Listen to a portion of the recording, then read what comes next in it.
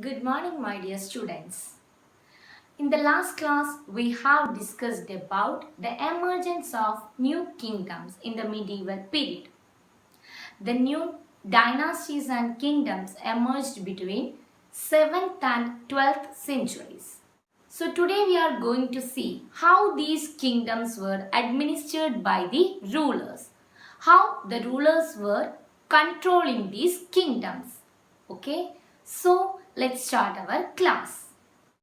Many new kings were adopted.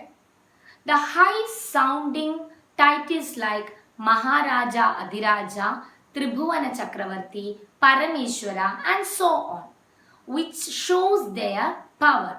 In the name itself, they want to show their power. These names means the great king, the king of three worlds, etc. However, the kings were shared their power with some people.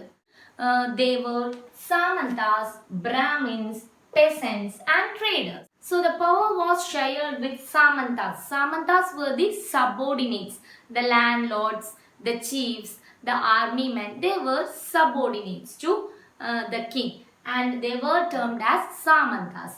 And Brahmins. Brahmins were another group of people who get more prominence in that period. We have discussed in the first chapter. And peasants. Peasants means farmers and traders. So with these people, the king shared their power. The main source of income was in the form of taxes, and it was collected from the poor peasants who were the producers in that society. Normally, farmers are the producers of crops and other items in the society. So, many kinds of taxes were collected from the farmers and from the traders, artisans, cattle keepers, etc. So, these people have to pay a part of their production to the king as a rent for their land. So the kings were claimed that the whole land is ours. The whole land owes to him and others who are working on it have to pay taxes. So the poor peasants and farmers, traders were paying taxes to kings.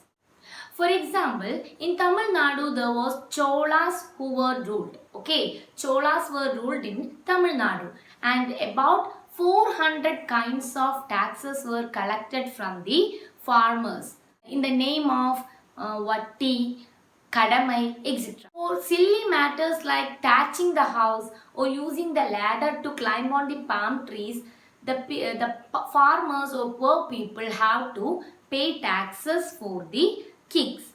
And for what this revenue was used for? This revenue was used for the establishment of king and to build temples, forts, etc. And a part of this revenue was also used for fighting wars or making wars with other dynasties was very common in that time. It is for the acquisition of wealth. While a war is happened, the succeeding dynasty would get all the land and wealth of the failed dynasty. So, these wars were conducted by using a part of the revenue collected from the farmers. So, this was the main income of the kings or rulers. The kings were not directly collecting the revenue. They were collecting this revenue by some officials, by appointing some persons. And these officials or the persons to collect the taxes were appointed from the wealthy or influential family. And the persons to army was also selected from these families. So, most of the officials or the persons collecting taxes were close relatives of the king itself. It was the system existed in the medieval period in the administration of kingdoms, and this is how the kingdom administered.